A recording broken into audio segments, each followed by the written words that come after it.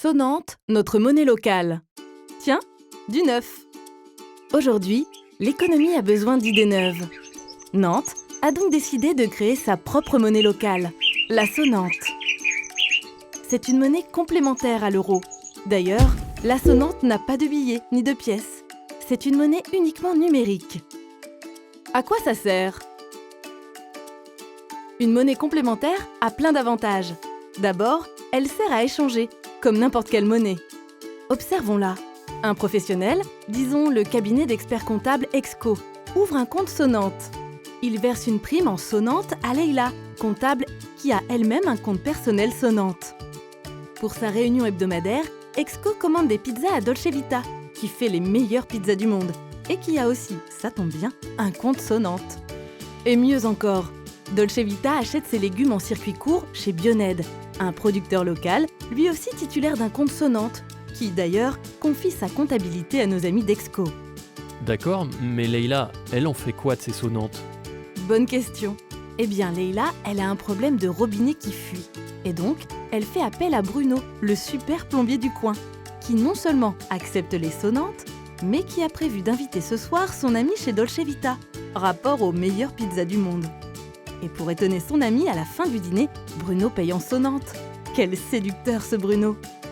Résultat, tout ce petit monde, entreprises locales et particuliers, échange en sonnante.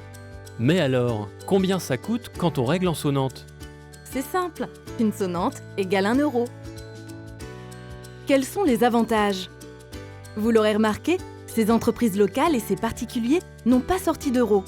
Ils ont effectué leurs échanges uniquement sous forme numérique, par un système de compensation centrale qui s'appelle sonnante.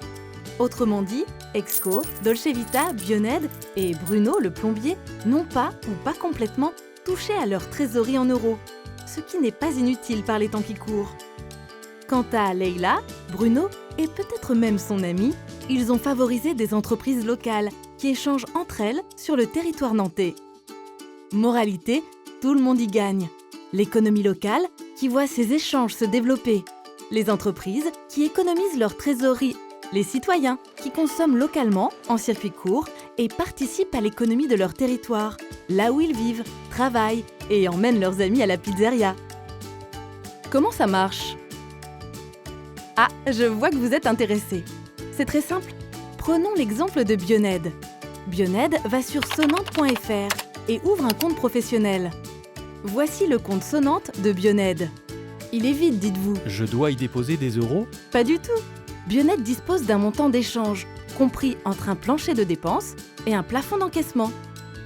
À Bioned de gérer en toute liberté son compte, ses achats et ses ventes en sonnante. Et pour les particuliers? C'est pareil, à ceci près qu'ils peuvent convertir des euros en sonnante. Ils alimentent eux-mêmes leur compte sonnante qu'ils gèrent librement. Et tout le monde utilise sonnante? Plus nous sommes nombreux à utiliser sonnante, et donc à échanger, plus nous y gagnons, nous et notre territoire nantais. Les particuliers, bien sûr, et les professionnels, tous secteurs confondus, public, privé, économie sociale et solidaire, associations. Les entreprises adhérentes à la sonnante y gagnent même en visibilité. Encore de la publicité? Exactement. Elles bénéficient d'un annuaire spécialement dédié. Elles sont géolocalisées, gèrent elles-mêmes leurs pages, peuvent afficher leurs produits ou leurs services et même faire de la promo. Et moi, dans tout cela, je l'aurai quand, ma carte sonnante? Vous? Dès l'ouverture de votre compte sonnante. D'ailleurs, on n'attend plus que vous. À tout de suite sur sonnante.fr.